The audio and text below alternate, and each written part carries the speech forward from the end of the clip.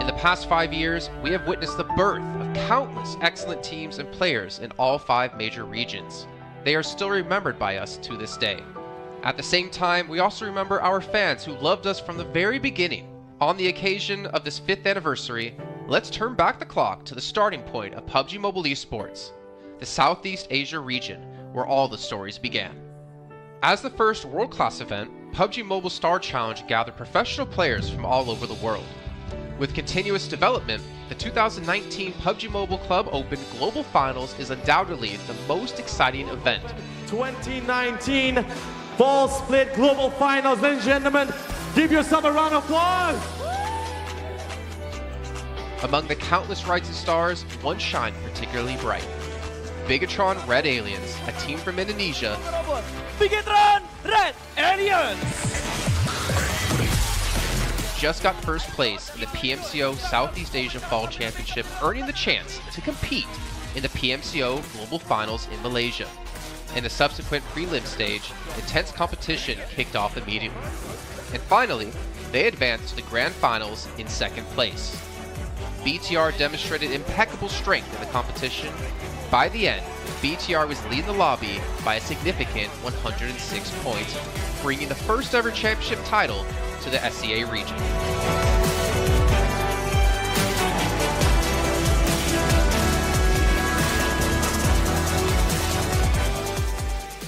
Di saat itu siapa yang nggak kenal dengan nama Bigatron gitu? Tim yang punya segudang prestasi, mereka juara dunia di PMCO Global Finals tahun 2019.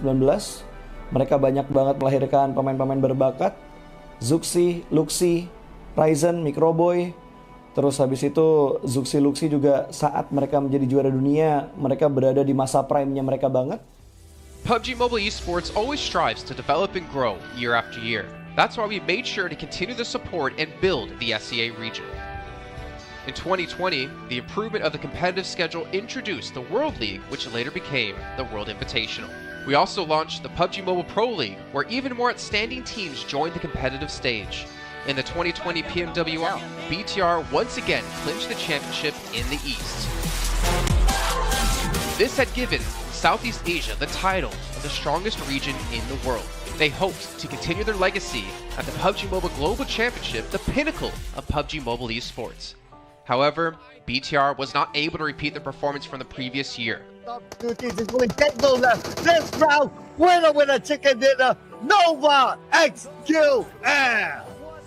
With the rise of Team Nova, countless brilliant moments were had, but this also left many players with regret.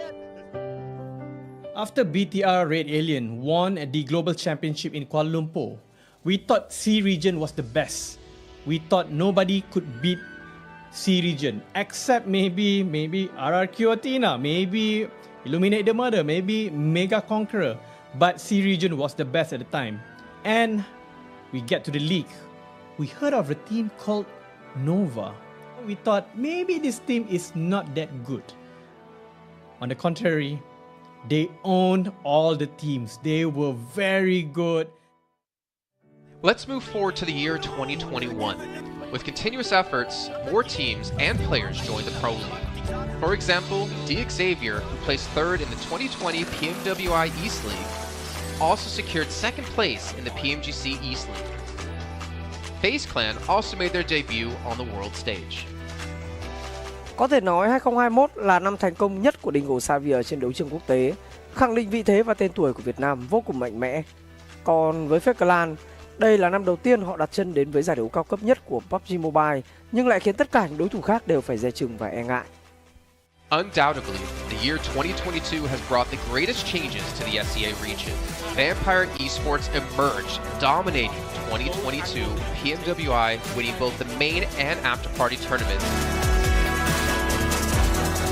while also setting records for most chicken dinners, most eliminations, and more. They were not only facing competitors from the SEA region, but from all over the world. Everyone was talking about VPE and wondering if they can maintain their performance at the Global Championship or if it was just a stroke of good luck. On the last day of the 2022 PMGC Grand Finals, VPE won 3 chicken dinners alone, moving from the bottom of the table to 6th place, achieving the best result for the SEA region. They pulled off another miracle, but sadly, it was not enough to win it all. In 2023, VPE continued their impressive performance. They once again won everything at the 2023 PMWI. 23 PUBG Mobile World Invitational Champions, Vampire Esports!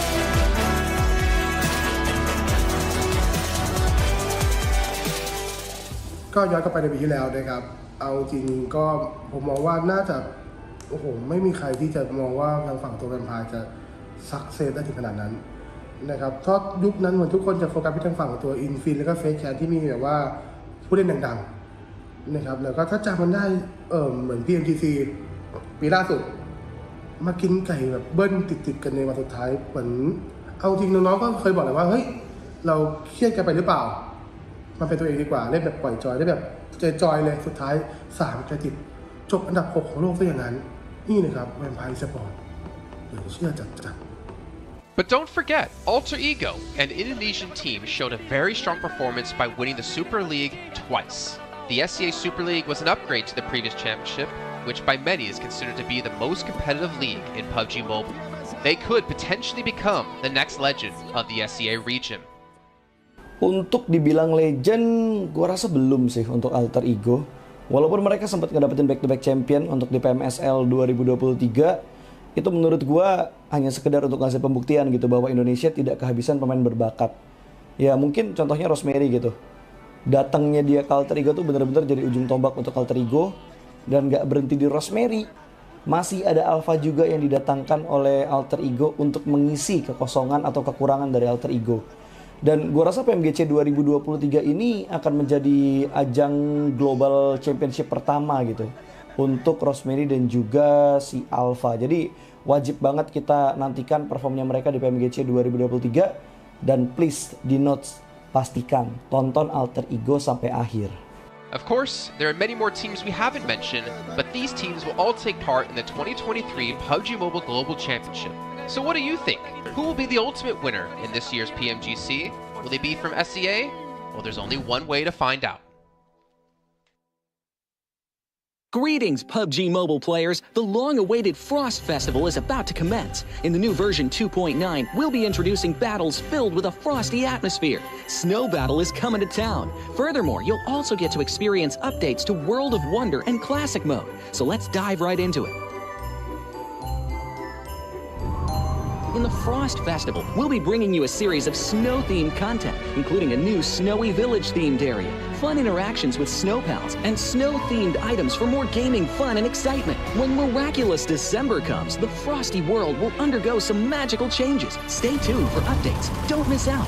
First, let's take a look at the new themed area, Snowy Village. The village covers a wide area of 280 by 150 and has loads of supplies. It's located near Stalber in Erringdale, Iceborg in Livik, and Goroka in Vikendi. In addition to the buildings on the ground, the underground area of the Lucky Ice Tower is also worth exploring.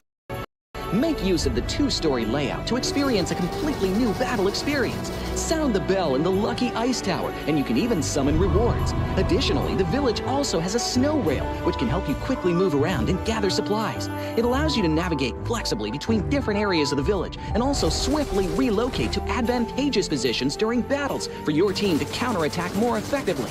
Of course, you should always remain vigilant to avoid becoming the target of an ambush. What's more, the village also features a special two-seat vehicle vehicle, the reindeer. It's also a great choice for transportation as it allows you to swiftly move all over the map.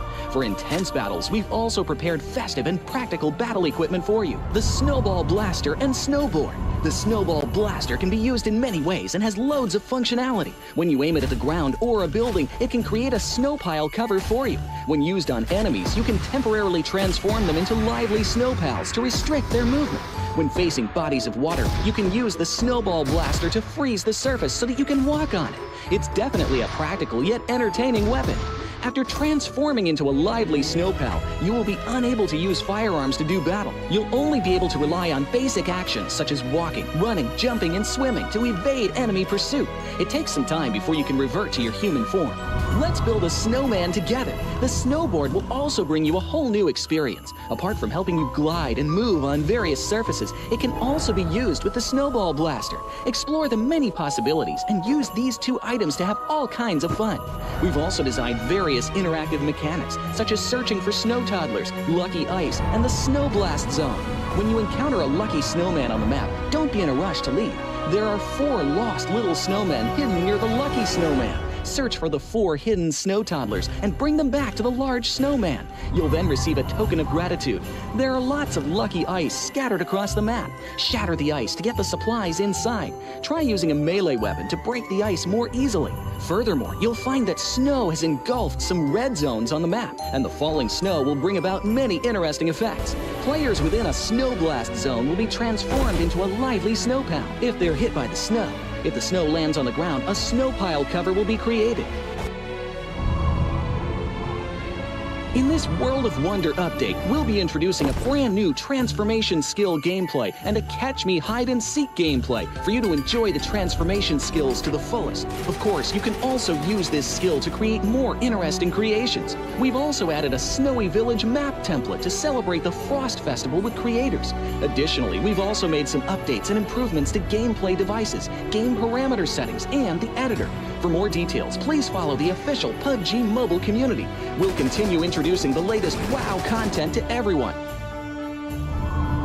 As for Classic Mode, we've also made some improvements to vehicles, firearms, creation mode, emotes, settings, and more. First, we've enhanced the designated marksman rifles. Some DMRs can be equipped with the full auto mod to fire in full auto. We've also improved the attributes and handling of some vehicles to enhance your driving experience. We've also added a new garage mechanic. From now on, you can choose your dream ride during matches. Meanwhile, we've also added a custom SFX adjustment feature. You can adjust the volume of some sound effects to whatever best suits you. As for creation mode, we'll be introducing some quick view features for watching the victory dance and fireworks displays and the new Frozen Kingdom themed performance in order to provide players with more possibilities for creative content. Furthermore, we've expanded the emote backpack. Now you can equip more emotes before entering the battleground. That's a wrap for the main content in this new version. In addition, new content will be added to the popularity battle event, Metro Royale, and season rewards. For more details, follow our official PUBG mobile community. Snow Battle is coming to town. Winner, winner, chicken dinner. In 2020, while the eyes of most PUBG Mobile viewers were focused on Southeast Asia as well as other regions, there was one region in particular that went under the radar, the 2020 EMEA League. Numerous teams from different regions were fighting for a spot in the 2020 PMGC. Among them, the teams from the EU region were the most dazzling.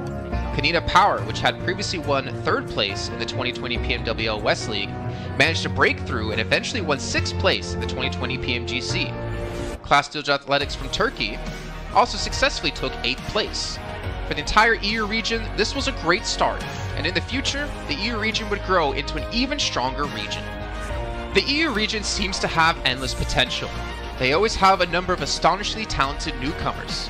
In the 2021 PMWI, in addition to the veteran team Kanina Power taking 2nd place, the newly reorganized team in 2021, Nextria, Xenox in the smokes, the solo by themselves, surprisingly won 3rd place.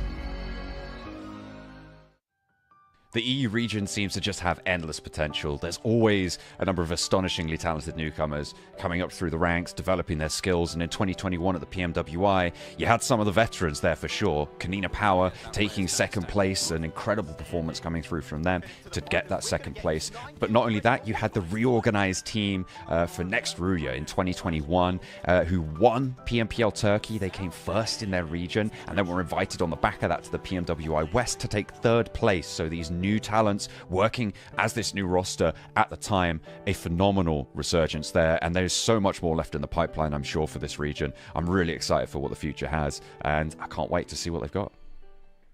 In the 2021 PMGC, teams from around the world gathered once again. First of all, worth mentioning is that among all the participating countries in the grand finals, Turkey had the most with 3. Among them, teams like S2G and Next Ruya finished 4th and 6th respectively. This was a massive achievement. The efforts of the EU region are constantly bearing fruit. Now they just needed an opportunity. 2021 yılında Dünya Şampiyonası istediğimiz gibi başlamıştı. Çünkü West aşamasında 3 takımımızı birden ilk 6'ya sokmayı başardık ve büyük finallere 3 takımımızı göndermiştik. S2G 4. olarak buraya katılma hakkı kazanmıştı ve kadrosunda Rip7, Timber, Kalse, Silas gibi isimler vardı. Büyük finallerde ne yapacağını çok fazla kestiremiyorduk temsilcilerimizin, çünkü dünyadaki takımların iyi performansları söz konusuydu. Büyük finallerde temsilcimiz S2G 4. olmayı başardı, Nexu'ya 6. olmayı başardı. Maalesef Fenerbahçe ilk 8'in dışarısında kalmıştı. Ama bu takımın ileride çok iyi şeyler vaat ettiği konusunda herkes hemfikirdi. Next, let's go directly to the 2022 PMGC. At a time when everyone was focusing on whether Nova could win 3 consecutive championships, a team that was not originally a favorite to win was about to become the focus on the stage. S2G performed consistently in the first 2 days of competition, always maintaining a position at the top of the leaderboard. And on the final day, S2G changed its conservative tactical strategy and sought to gain more elimination points in the last few rounds. And in the last round, S2G secured the championship with 15 elimination points. Champion of 2022, it is S2G! They finally broke through and made history for the EU region. 2022 Dünya Şampiyonası bizi büyük zaferler getirdi. Tabii ki Dünya Şampiyonası başlamadan önce bu zaferlerin geleceği konusunda çok bir fikrimiz yoktu. S2G kadrosunda bazı değişiklikler yapmıştı. Takıma yeni katılan oyuncular vardı. Özellikle Reis ile birlikte takımın form seviyesi gerçekten çok yüksekti. 2022 Dünya Şampiyonası finallerine 2 takım göndermeyi başarmıştık. Bir tanesi S2G, bir tanesi Fireflux.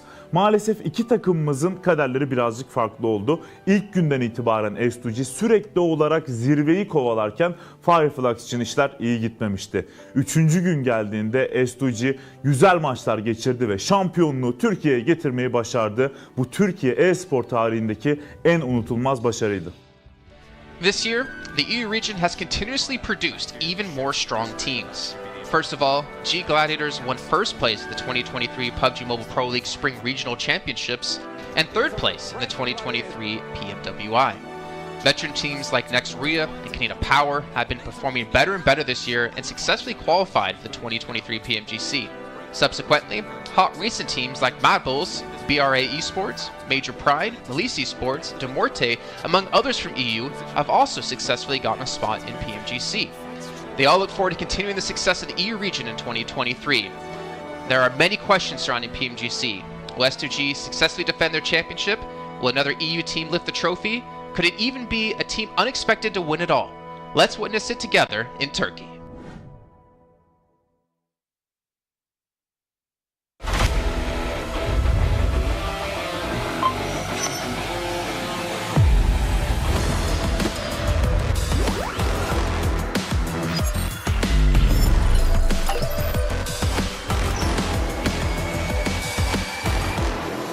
Investigator. Join the Investigator team and let's protect the game's fairness together. 2023 Popularity Annual Gala event tutorial. Hey there, welcome to the 2023 Popularity Annual Gala. We've introduced a brand new competition and upgraded rewards. You will have to go through 10 rounds of 1v1 matches and compete to become the first ever PUBG Mobile Popularity Annual Gala champion. So let's get right to it. New competition, ladder competition. The Popularity Annual Gala event will be utilizing a new ladder promotion system. Players' initial ladder grade will be determined by their battle points at the end of the first round. Ladders are divided into 6 grades: Triple S, Double S, S, A, B, and C, with Triple S being the highest. Ladder promotion rules. Players are ranked based on the popularity they gain during the battle period. For rounds 1 to 9, the ladder results are settled at the end of every round's battle. Apart from ladder grade C, each ladder has 100 spots, with the top 20 promoted, the middle 60 retained, and the bottom 20 demoted. If you're trying to move up the ranks, be sure to stay within your ladder's retained threshold or higher before each round is settled. Additionally, ladder grades can only be promoted or demoted by 1 grade at a time, so your performance in the assignment round is crucial. Be sure not to miss it. Final showdown. Based on the rankings from the previous 9 rounds, round 10 will be the decisive showdown to determine the final rank and ladder grade placement, including the champion of the 2023 Popularity Annual Gala, who will emerge as the ultimate winner. New exclusive rewards. At the end of round 10, rewards will be issued based on the player's ladder grade and final rank. For outstanding players, they will receive exclusive rewards that can showcase their supreme honor both in and outside the game. In-game rewards include the honor title, honor name tag, and honor avatar frame, which are sure to make you stand out. Moreover, there are also physical trophies, interviews, custom-made popularity gifts, official social media promotion, game exposure, and other exclusive honorable rewards. Gain global renown both in and outside the game. What are you waiting for? Participate in the 2023 Popularity Annual Gala now.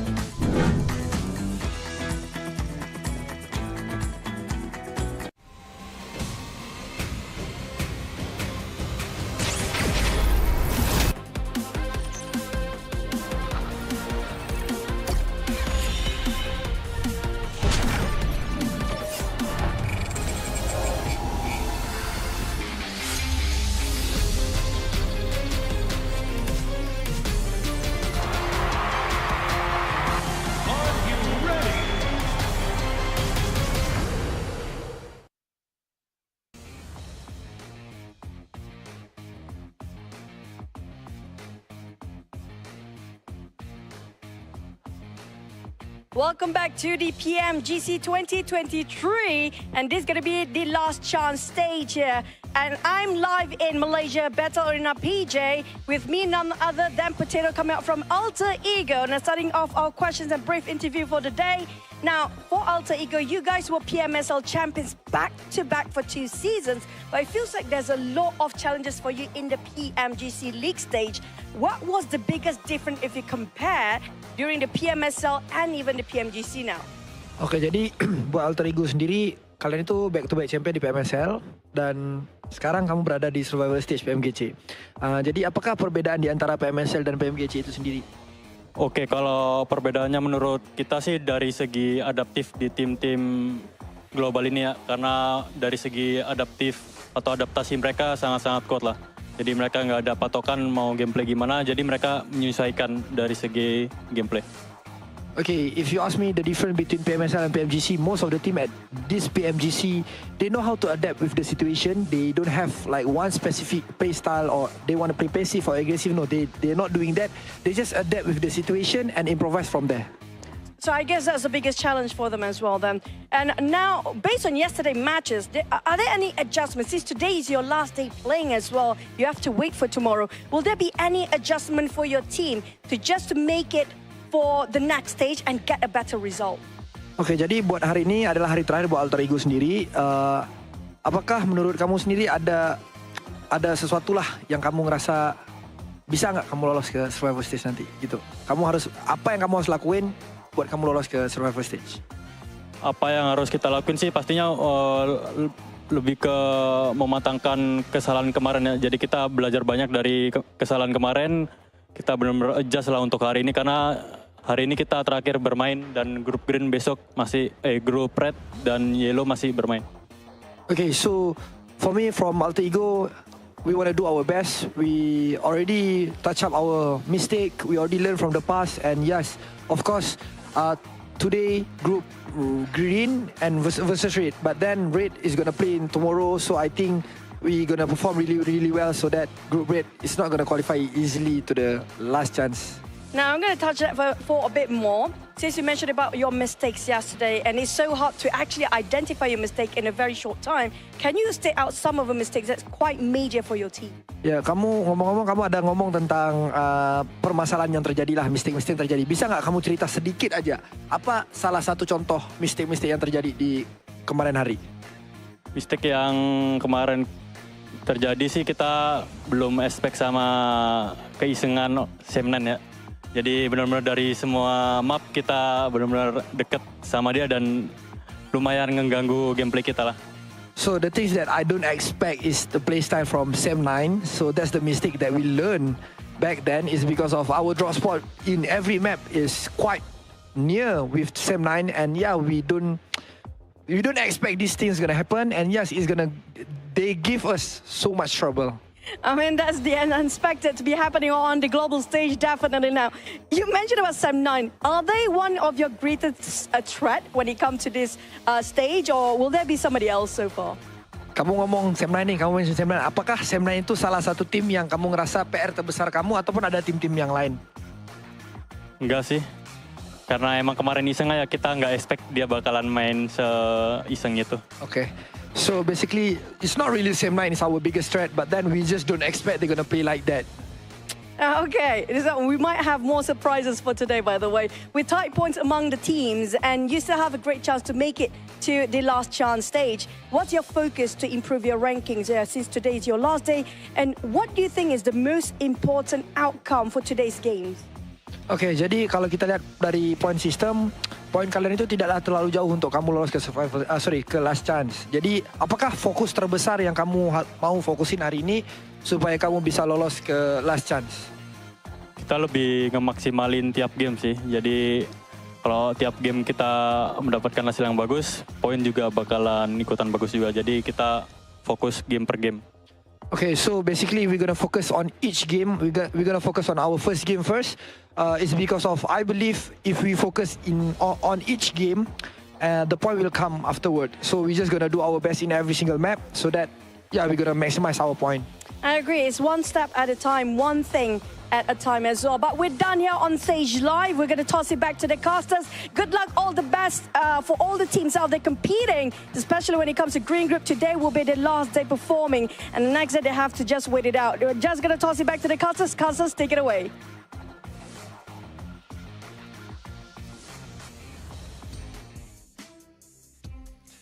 Well, as you heard there, Potato, Alter Ego, and all the teams from Group Green, this is your last chance. Your last 6 matches to get as many points as possible and potentially keep yourself in the safe zone. I'm Jason Kappa, and we got Maxman and Kalaris here on the desk to break down everything happening, obviously, yesterday and what's to come up today. And honestly, Max, well, no, I'm not going to go to you, Max. I'm going to go to Kalaris first. Alter Ego had a rough day, to say the least. Yes, they did, and I VOD reviewed them quite extensively. So obviously we heard in the interview there that, Sem9 was one of their downfalls. Luckily for them, they're not playing today. However, I think that is not the issue for them. Yesterday, the issue for them in 4 games out of the 6 was unnecessary risks. You think back to the Sandhawk, you get caught in the water, BTR takes you down, you're done. You think, and the other water scenario on Erangel as well, that was not required whatsoever. The first game on Erangel, where they're coming late to the circle, they're trying to go for a central spot. You're too late. Try and play edge instead. Again, another unnecessary risk. And then finally, Sem9 on Erangel being able to take them out when they're trying to find cars, right? So all of these unnecessary risks that they're taking could be easily mitigated if they're just playing a bit more mature PUBG Mobile and trying to play a bit more of a controlled style. Well, there you go. Before we can hop into some more analysis here, Max, I know you're just ready to talk. Got to remind you guys at home about the Infinix GT10 Pro official smartphone here at PMGC 2023. And while you're on your new lovely device, make sure you check out TikTok with the tag PMGC 2023 to find out some stuff behind the scenes, hopefully some interviews, hopefully anything for you guys to watch. And of course, if you do post about the event, make sure you use the hashtag as well. But Max, as you heard Kalaris break down Alter Ego, there's another team out there we really have to focus our attention on, a team who had a special invite into the group stage. It's G Gladiators. I don't know. I don't know if I want to talk about them. I'm making you talk about them. I don't know if I want to talk about them. I mean, Gladiators, we expect more, right? I still believe in the Gladiators cheese. They're going to cheese until the very end here, Jason. They're going to maybe qualify to the survival stage, to the last chance, should I say, with just a few points. But I want to look onto other teams possibly because we got also a big shift of groups, right? And one of the few teams that's been added to the mix today that I'm especially excited to see play is going to be Enigma Galaxy. They played exceptionally well back in their Group Red, and especially with Koops, he was the second top fragger of his group. One of the best pickups, I would say, in the entire year of PUBG Mobile Esport, right? With how they are able to take these fights now, how aggressive they are. I'm especially interested to see how they're going to fight for their spot in Pachinki on Erangel against, I believe it's the Xavier, how that really unfolds. But Enigma Galaxy has to be one of the teams that everyone is looking at to qualify for the grand finals, so they're a very big favorite for me here going in these matches. I'm hyped for them. I'm also hyped for Duxan as well, because South Korea, let's go. Here we are. Oh. They're awesome. They're awesome. And I mean, to be fair, they had a great start to their group initially, and they kind of fell off slowly as time went on. But I've said it multiple times, as South Korea constantly gets more and more days, more games on the board, they're great at assimilating information. All of their teams, all of the teams that qualify for PMGC. So I'm hoping for Duxan to prove big here again today. That was great analysis about gladiators, by the way. I was going to say, well, that's great stuff to talk about, obviously, Enigma Galaxy and Duxan. But, Max, I really want to hammer home about gladiators here. My attention actually are over towards potentially Inco Gaming, because obviously they've seen their brethren teams of Alpha 7, of Loops, of Influence Rage perform pretty well. I'm curious to see if they can rise up and be another Brazilian strong power team. But also, and Hyper, because the roster they ended up fielding in Group Red wasn't the roster they ended up fielding in Americas, or the team they ended up fielding in North America PMPL. I mean, to be fair, GFan on the roster was surprised to see them do so well in the group, considering GFan's kind of been out of the team for a while now. But they have, I guess, a lot of pressure coming their way from North America in general, considering they're our only representative. And I don't know. It's going to be tough, man. That's all I can say. I know that Xifan is watching a lot of, doing a lot of viewer parties, watching a lot of the different regions. So I think that might have helped out, actually, because he knows kind of what to expect in these matches against all these different teams, how they're going to rotate, and how these matches are going to be unfolding. So maybe that has been helping them out quite a bit. But it can't help you against the domination of Brazil right now, because Influence Rage are just running away with it. And as you said already, talking about Inco, Jason, they have already played at this stage. Nenebich in particular, one of my favorite players of the region, that I would like to see them potentially climb up. But that would be too many Brazilian teams almost in the grand finals. There can't be all of them. That's not possible.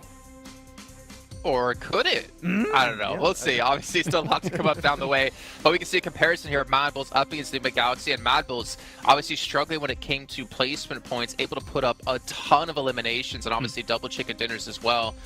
We could see just obviously the performance when it came to group stage quite different when it came to eliminations. For me, Enigma Galaxy, I do feel like they were the one surprise for me, especially out of Group Red, to not advance through to the grand final straight away. I mean, they just fell short of Morph by a few points here and there, because Enigma Galaxy had a great start, and we know this team as a very formidable roster. I mean, I think a lot of people put a lot of stock in if Koops is gone, then if he's eliminated early, then maybe they don't have much legs to stand on. But I don't necessarily hugely agree with that. Of course, he is a force to be reckoned with, right? And somebody that is going to be sitting very strongly with him, as you can see here with the 43 eliminations. But this team still is able to play a macro game, even if Koops is gone. It's just that he is quite the powerhouse to speak of. I mean, thinking back to PMWI, Max, we did see Koops kind of be similar to Nomi, similar to Matic. He was kind of off by himself, but also the funny thing was he was the tip of the spear, it seemed, in most parts. He would be like the first one to cross the rows to get position for his team, but he'd be so confident and so successful to be able to do that it allowed Enigma Galaxy to kind of adapt their style quite a bit to how Koops can perform to his best. If you're Enigma Galaxy, you don't need an IGL. You just need to, Koops is engaged, we just follow Koops. Enable him. No, just enable Koops, exactly, to kind of take these fights, because clearly, as you said, he is the spearhead of these scenarios. He is the one that is leading the charge for this fight, and a lot of the time it's very successful when it works out that way. And the rest of the team, sure, they can frag out. We know Lord, we know Freak, we know how Rauf can also pop off in these matches, but clearly it's just the setup around Koops. If he gets knocked, pick him up. You want to keep him alive as much as possible, which is what I wanted to see almost from Quest with Al-Hajj, but it's just not been the case. Al-Hajj has been going out early, so it goes to show how important it is to keep a star player like Koops alive until the very end, because it increases your odds of winning those matches pretty significantly. So yeah, I hope that it's going to work out for them, though.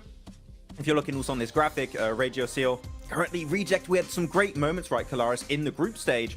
that they've been a little bit invisible currently at the start of this tournament. There's still a bit of time for them to come back and hopefully qualify for the last chance, but Reject have not had the start I was expecting, and that might be also off the back of that long break between Group Green and now this point of the tournament. Honestly, I have a bit of a grim outlook for Group Green, in my opinion. We'll also take a look at some of the highlights. Because, I mean, you've got 6 of their teams not able to make it happen yesterday, right? I think Alter Ego was the top out of those 6 teams with 22 points. And that's kind of why I focused on them a little bit in my VOD review from day to day, because I do feel like Alter Ego is the one that can try and get out of that rut that Group Green has put themselves in yesterday, because it is their last chance today. So much so that I do believe that Alter Ego will make some big changes coming in today. Like, for example, I think that they're going to go north on Sandhawk because N-Hyper goes down towards Camp Charlie, which was a backup drop since they moved away from that northwest island, for example. So we'll see if that actually pans out here today. But yeah, I think they've got a tall mountain to climb as Group Green today for the most part. I will say this, I'm 100% in agreement with you, Klaus, but one thing we can't forget about is that the difference between 16th place and 8th place is 15 points. Now, obviously, if you're Milicia in the situation, that's over doubling your points, but it's not that big of a gap at the moment, so it's really going to come down to those potential 1, 2, 3 points. That means whether you're into the last chance or your unfortunately PMGC run will be done. So it's still extremely close, but yeah, it is kind of eye-opening, Max, as we look at Group Green just struggling down towards the bottom of the leaderboard. Yeah, actually, I got a few numbers right now. Group Yellow, on average, have 40.5 points. Group Green have 26.3. So there's a pretty significant disparity between the teams that are between these two groups. It is going to be a bit rough. There's room for them to, of course, catch up here, but as we know, for the survival stage, it's only 2 days. The team of Group Green only have 6 matches remaining to have an impact on the leaderboards. And after, I think, Kalaris in esports, this is always the worst scenario to be in. You just got to stay and watch and just hope that the other teams around you don't perform well, which is the most insane situation to be in, because you just cannot have the impact you're hoping for anymore. No, for sure. It's a terrifying prospect to actually kind of stare down. For Rejects, of course, I think that obviously right now they got themselves 17 points yesterday. Compare that to the group stage that they had, which was 188 points in total. For me, I don't know if 2 days is enough for Rejects and rotating lobbies for them to gain traction, because Rejects' performances came in the latter stages of their group as a whole compared to some of the earlier days and the early results. That said, as well, there's some uncharacteristic numbers that came out from yesterday. Procedure, for example, only 10 eliminations across 6 games. This is a team that can get that in 1 game, no problem, considering what we saw from them in the group stage. So my eyes are also on them, aside from Alter Ego, because I just think that they're capable of more. 100%. I completely agree, and unfortunately, just not seen out of them and the Twins. But you know what? Obviously, rotating groups. I think for me, as you kind of mentioned, right? Like, we have rotating groups. It kind of doesn't favor some of the teams. But for me, PMGC is always about finding the best all-around team, because there's so many different kind of mini tournaments within tournaments, right? You have your group stage where you play out the same teams over the course of 3-4 days. Then you have this event where you have rotating groups. You have to be adaptive. Then you get to the grand finals where it's going to be a sprint, or I guess the last stage coming up in just 2 days, where it's really a sprint, right? With just 2 days of play. You got to be good all around. We're going to find the team to be just that, hopefully, very, very soon. But one team I did want to focus on, just really quickly, because I want to throw this out there in case it happens. Influence Rage. You're so far in the lead, there should be no chance you're ever going to fall into the bottom 8. Do you start to hot drop on some teams' potential, start to kind of put yourself in rotational paths of some of the teams, well, obviously not them because they're not playing here, maybe Mad Bulls is a better case in the situation, to punish teams and prevent them from potentially qualifying? Because Influence Rage will come tomorrow, Mad Bulls is today. We always theorize this, and it pretty much never happens, right? But I want to see it! You want to see it, okay, but other teams going to take that risk? I'm not quite sure. You could do it if you want at the second half of the day. I think now is a bit early to do that. You're safe. You're not 100% safe, so just... Mad Bulls? You don't... I mean, for Influence Rage, I would just say, just play the half of the day, just chill, normal. Then if you want, and see how it happens. I think the earlier you do it, the more responsive teams are going to be to that, and they're going to adapt around you, potentially hot dropping them, right? So if you Influence Rage, Mad Bulls, BTR, maybe you want to take a bit more time before going for a play like that. I don't know who you'd want to pick out. Maybe Rejects, maybe also Gladiators right now could be a team to take down. I don't know, could be. I have a thought. I do think Mad Bulls is relatively safe. I mean, considering that I think that their performance will continue here throughout the day.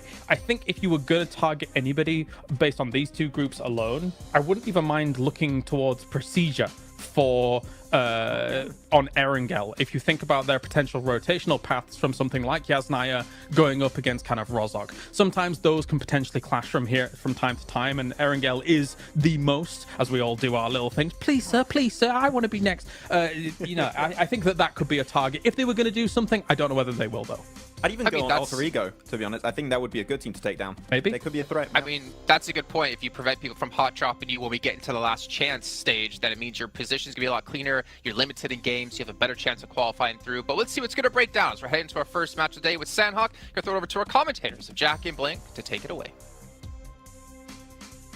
Thank you, Jason. Oh, it's exciting already because I kind of like the way you can see we're all there in anticipation. It was cool. I like the way you kind of had, we're in school blank. We want to get our opinions. Oh, in. yeah. Because even me and you were speculating, we're theory crafting. It's sick, man. This week's going to be so damn good. Like, the quality of games yesterday was great. If that carries on, I'm living for it, Blank. Yeah, I mean, we were having a little chat behind the scenes there. I mean, to be honest with you, there's a lot to talk about here. You have some of these groups here that are now playing their last day. It's Group Green. This is their final day today before we head in towards tomorrow.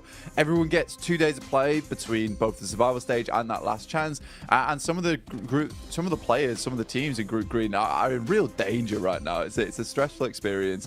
U2 Alliance, they look happy, they look ready to go, they look very, very excited to get things on the road here. They had a pretty good upwards trend over in their group. Didn't start off so strong, but ended it quite significantly well. Obviously not getting in towards that direct invite stage, but yeah, for Group Green, things do get a little tough here. And we were chatting about, like, there was really only a couple of teams from Group Green that we actually thought were fairly decent towards the end of it, and it kind of felt like the group of death. But the more we look into it, the more we see there's actually some very, very good teams in some of these other groups that definitely deserve more praise.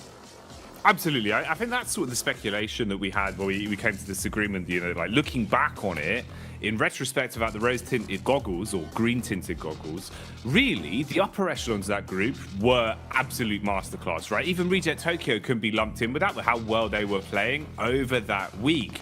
But since coming into this, well, hang on a minute, hold that thought. It seems like hot drops are happening, Blank. What's going on here? Straight into the action. Is that Mad Balls under pressure already? It is Inco versus Mad Balls here. And we saw this versus Mad Balls in the very first day of their group versus Falcons. They lost their hot drop, but they're used to it now. They're expecting something to go off. They've already found one knock off the bat here. Let's see if they can find any more, Jackie. How far can they go with this then? Fleeke getting the reload off instantly, trying to assess the situation. Now, Mad Balls always feel like they were hit with pressure on Sandhawk. Even back in regulation of Group Green, they were being tested for control.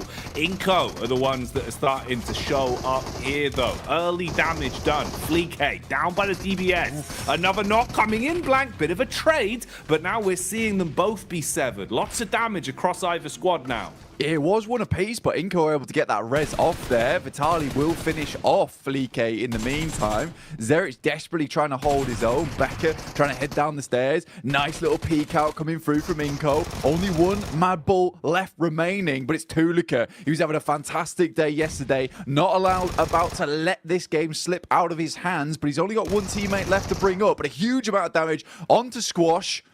Last player alive, Tulika. Can he clutch this out? Oh, is it going to be burned clutch like a used car salesman? Drop down for Squash, seeing if he can clear his way through as the bullets come flying. Tulika calls for the backup of his teammates, rotating further over so he's got room to try and pick him up later if possible. Doesn't peek off the back of the bait of the movement either, so Squash still holding. Frozen expires, and it's all on Tulika for good. No chance of getting his teammates back, so worst case scenario has happened here. Even if either one of these solos get away and give up the final elim, you have crippled yourself coming into the opening game today. And this is it, Blank. They've got to roll with the punches now. Yeah, Nima Galaxy also having a little peek in here with Ralph off in the distance alongside of his teammate. So this fight is not going to go well either way for both squads right now. Tulika is on the broadside, will be spotted almost immediately.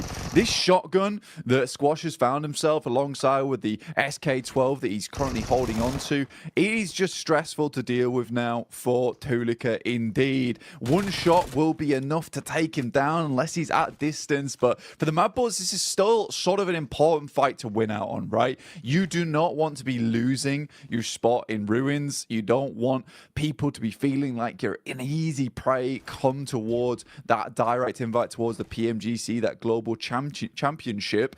So for anyone watching, all the other teams are already qualified. You know, Mad Bulls having to put on a bit of a performance here, a bit of a display. Goodbye.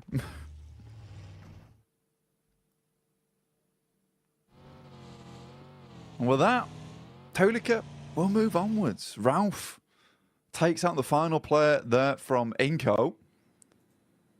Difficult stuff ahead now for Tulika himself. Be moving forward here, Jackie. Oh man, that is a rough way to start this off, Blank. You know, we're coming into it thinking that we have time to speculate, give a bit of a lay of the land, if you will, for our viewers at home. We got Jason's favourite, just what he ordered, you know, fresh from the oven there, the hot drop specialty. Mad Bulls just walking away with just the one man as well. The worst case scenario, really, Blank. And then a third party to steal that last elim. Ooh, wrap that up in a neat little package. If that isn't a little taster of the sort of shenanigans we're going to be seeing today, then I don't know what would be. You know, maybe like a beef stroganoff. Yeah, I mean, for some of these teams, some of these squads, right, it was kind of interesting because we were sort of speculating, is Mad Bulls going to want a hot drop? In the end, they have to, but it's Inco who does engage that. And I think for Inco, maybe not the greatest thing to happen. I mean, we were talking about how, you know, here on Sandhawk, you do want to try and get as many points as possible, squeeze out as much as possible from this map, because you're only going to see one of it anyway. You don't want to go heavy on these games. Tixie all by his lonesome here. No one else to help him. He's got a DBS versus the three-man squad here of Quest. Easy, straight round the corner. Easy two-pump, double barrel action. Straight into the face of Kitsune as well. Causes him to go bounding around like a very aggressive bunny rabbit. And he's put the foot down, Blank. At least hits onto a one. The sprint out as well. Basically just offering themselves up as sacrifice there. Those are some freebies for Gladiators. You get the response in as well for the situation. Get everyone back on their feet. You're going to be happy with that. Yeah, you're going to be really, really pleased with the fact that Tixie's able to hold his own on this compound. It is typically where Tixie does play as well, over towards this eastern side, able for the rest of the team to get over towards him as well. And I think that is nice. That's a nice regroup coming through from Gladiators. A lot of times they've been fairly slow on that approach. If one player is all on his lonesome, backup doesn't come half as quick enough a lot of times. So for Tixie, he is thanking his teammates, clapping them on the back there. That is a very, very pleasing result for Gladiators. Not so much for Quest, currently on 13 points. It's not really looking too good for this team, even after the absolute mad plays we saw from Al Haji yesterday. I don't know how much further Quest is going to be able to get into this tournament, but I think next year is going to be a really good year for Al Haji, no matter what team he's on.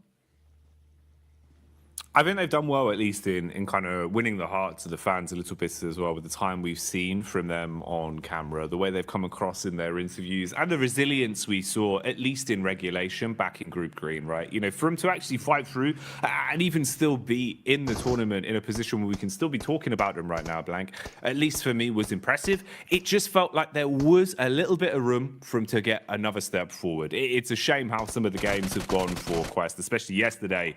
It was rough. It was raw. Misery back on screens here, though. Evos instantly aggressing, looking to try and build themselves a few points on this one. Misery got the early knock off with the UMP. Redface and Co now moving in to clear out the upper compound as well, and flushing their way through anyone that dares to peek into them.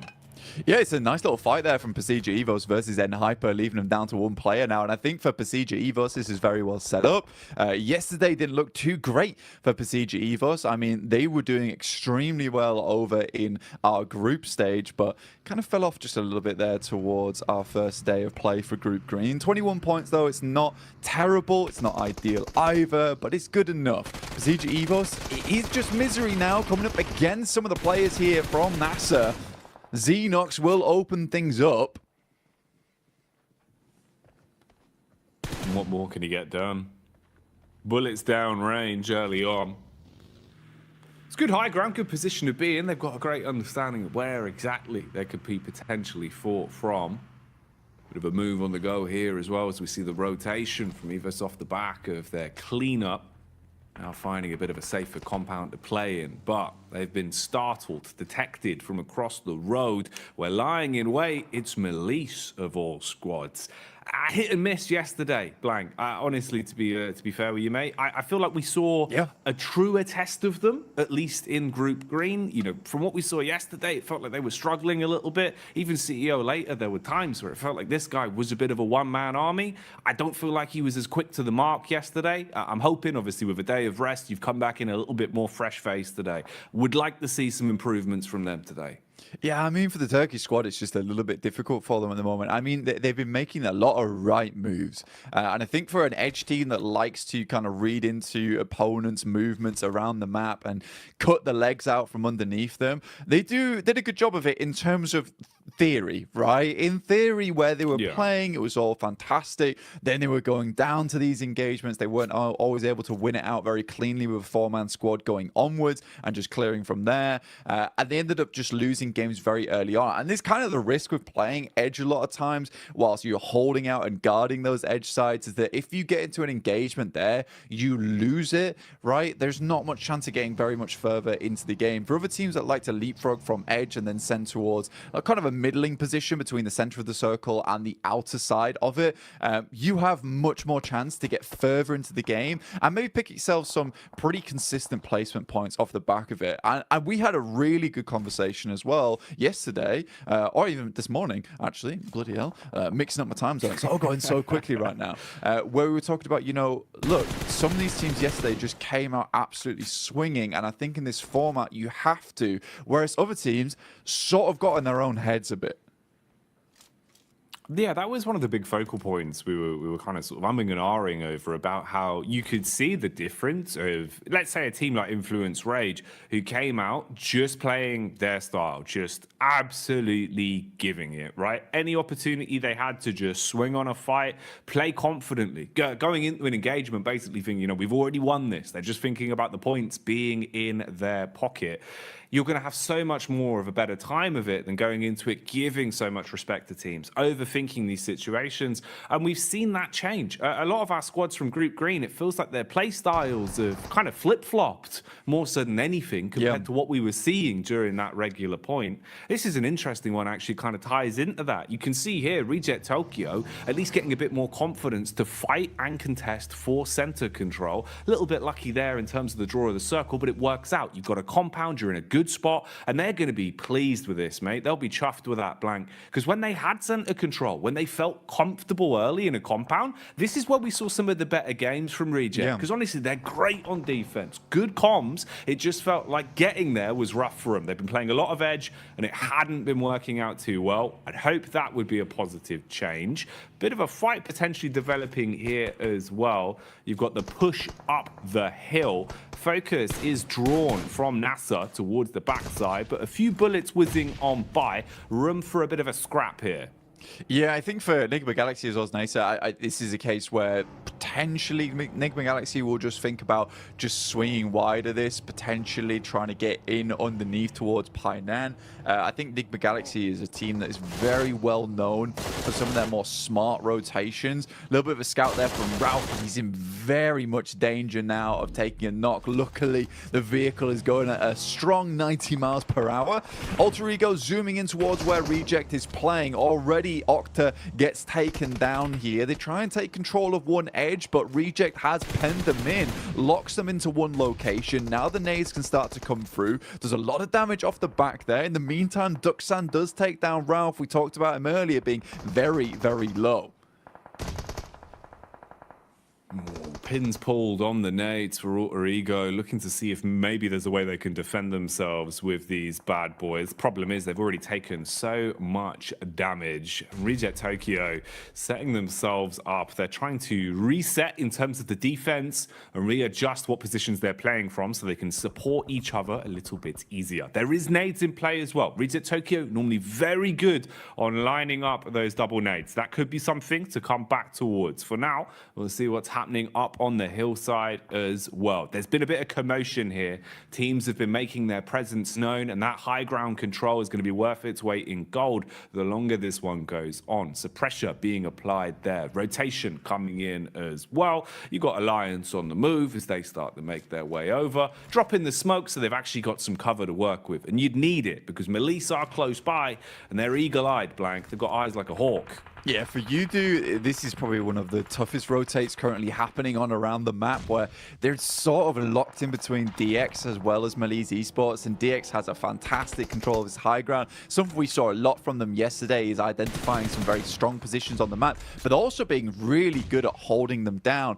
Not necessarily always in compounds, just in certain areas of the map where they have that high ground control. They can play around a little bit of hard cover and go from there. Circle moves very hard towards that north side. Now, that is a little bit of grace given towards MB Esports. They can use that to their advantage. You do Alliance, they take a knock in Flax, and a quick heal goes over towards Fatah there. So very, very immediate response from Yudu Alliance, but I don't think it's going to be enough here. I think they're just caught on with the worst end of the stick out of the lobby. Probably the only team that's going to suffer in the next minute or so, I would say.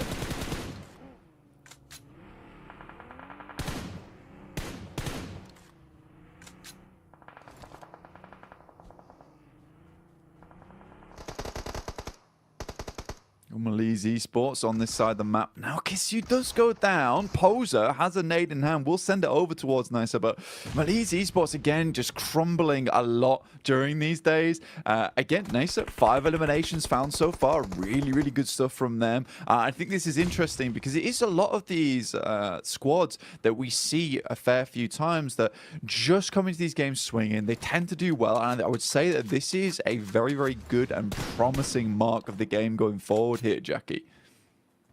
I'd agree with you, man. It feels like, actually, you know, we're getting into a bit of a groove now, a bit of a stride for some of our teams. A lot more aggression displayed early game as well here with the culmination of the two groups we have in today's lobby for survival stage.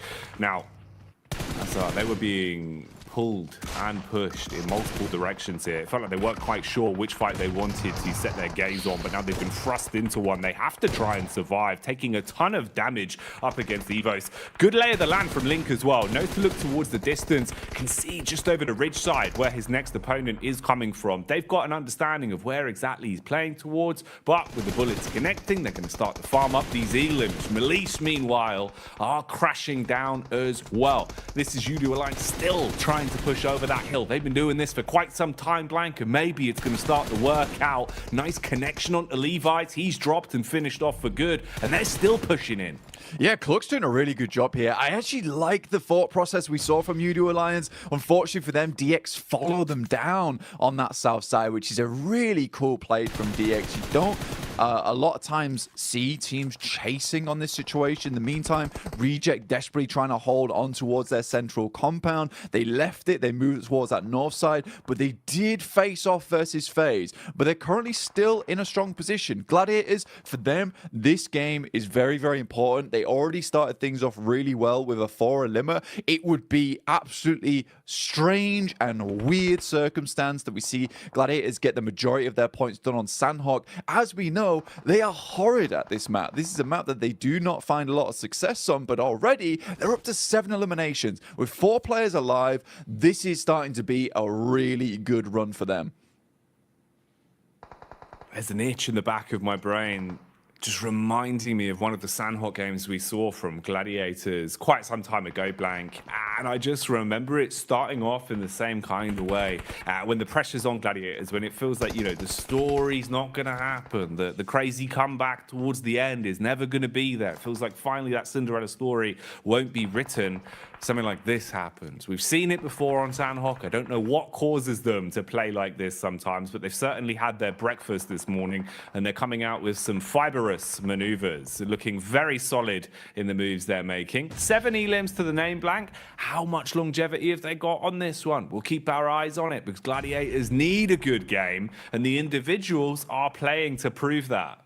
Yeah, they desperately do. Right now, facing off versus Duxan, not an easy team to go up against. MBE Sports, they lose Fistboy on a knock. That's to DX, who are doing a really good job over on this eastern side, just clearing their way through. Up to 3 eliminations now. Alter Ego also chiming in. Bit of a better rotate from them over towards this south side, able to take over that compound that Reject were holding on to. I think a lot of that comes off the back of the fact that Gladiator was able to get some really good pop shots between the windows, knock some of the players from Reject. Very much slow them down, bog them down. More nades sailing in from Gladiators, taking out the remainder now of Duxan. FaZe spots out some of the players from Gladiators, will take some pot shots towards them, over towards that western side. Chow gives his life for the rest of the team, but it's just Paragin now. With Lamborghini down, he is able to get in, but this is more of a survival game for them. Great circle here for the Gladiators. The last minute men, as usual, very much feels like back towards my university days where the deadline's looming and then suddenly I'm in the library for 24 hours. That's how it always goes with Gladiators, man. I sympathize them with a lot, Blank. I'm the same. Unless the deadline's there, it's not getting done. And that's the way they play. And honestly, it's working wonders for them right now. Again, you know, with every time we're looking over to them, they're starting to build up more elims. And like you're saying, zone-wise as well, they're in a good position to make a play off this. The one awkward encounter in the dead center as well is Reject Tokyo, now basically being the Reject duo, with all of FaZe in full force around them as well. So not really what you want to be. A bit of flat sharing going on, and that's illegal. It's called subletting, Blank. FaZe are going to clap back onto DX as well, finding a way to peek through the windows. An assault onto Paragin. That's an unlucky knock. Yeah, I think right now, even though he's able to get Lamborghini up, it was kind of for nothing. This little high ground the Gladiators currently have control of was so fortuitous that they got the circle on this side. Coming off that high ground is very difficult, so they're trying to milk it for as much as they can here, stay on this top side. But it's MBE Sports coming in to try and challenge us. So now, Gladiators need to be ready for this one. Kitsune luckily is in position as the DBS, only able to find one though, and that's not quite enough. The rest of the team instantly needs to improvise off the back of this. Sek and Mondo are down, so it's a decent start. The nades start pouring in, and it's a nice nade on the backside towards Fistboy. Just Akaze left remaining, and Gladiators quickly clean them up there. Up to 12 eliminations now, Jackie. A fantastic start. Tixie's flying through the air. Matic is on the support. Oh, mate. This is perfection put together so precisely from Gladiators right now. That was beautiful. The nade work to defend after the crash was on point, and then straight back into hungering for more elims. The peek down the hill, beautiful connection on the aim skill as well, and we get left with our final 4. A scrappy one at that as well, Blank. Alter Ego still alive. They were able to find what remained of Mad Bulls and shut them down, but they've now had the same done to them. Peek out from Sarah Biceps, and with a smooth right hook, he's wiped them off the face of the battleground. 3 squads remain. Gladiators currently on the outside edge right now. It's FaZe with a very strong position. Alter Ego still need to work their way in as well, but they went out earlier on. Reject holding on. It's a good little game for them, but for the Gladiators, more points would be absolutely gorgeous for them here. If they could win out this game, they'll send themselves tumbling towards that top side of the lobby after just one match. So 20 points. Realistically, if they can get themselves 25 after this, they'll be very, very safe. It'll give them a buffer. They still will need to put in the work after the rest of the day, but they'll be in so much better stead. And taking that pressure off yourself this early on in the day is so, so nice. Taking the pressure off themselves and applying it to Reject Tokyo. Problem is, though, it's not going to turn them into diamonds. It seems like they will instead just buckle under the pressure. Bit of a peek out here from FaZe, though, as Gladiators encroach further on the compound, closing in on them, using their utility to try and blow Lufa out of the equation. Nade after nade barreling through. Swing from FaZe on the stairway as well. And that connects. Meku left black and blue, down on his last legs now as they first onto him. Gladiators with only a duo remaining, Blank. I think regardless of what happens there, I think Gladiators are fairly pleased with this result, right? Meku was always left behind to try and help the rest of the team get further up. Now it's Matic in a 1v3 scenario. It's going to be very difficult for him to pull this type of thing off. Goes for the pre-fire as the circle starts to push all these players in. Has an idea of where they're swinging. This rock is really nice to play around, but Onzen, he's on the prowl, and it will be found by the rest of the team. Mormon finishes off Matic. Regardless, FaZe picks himself a nice win from a very easy rotate on that north side, but for Gladiators, that could have been a lot more for them. Either way, I think it was around about 15 eliminations they finished that game with the 6 points on top of it. 21 points is just a very, very nice start for them. And you know what? Jason might have been right to bring them up at the start of the day. It's crazy, isn't it? You know, we sit there, Jason brings out all his storylines that you think are never going to happen. And I think we hit the mark for 3 out of 3 of Jason predictions all in one game. So he's doing well today, Blank. He's doing well. Oh, look at the dance.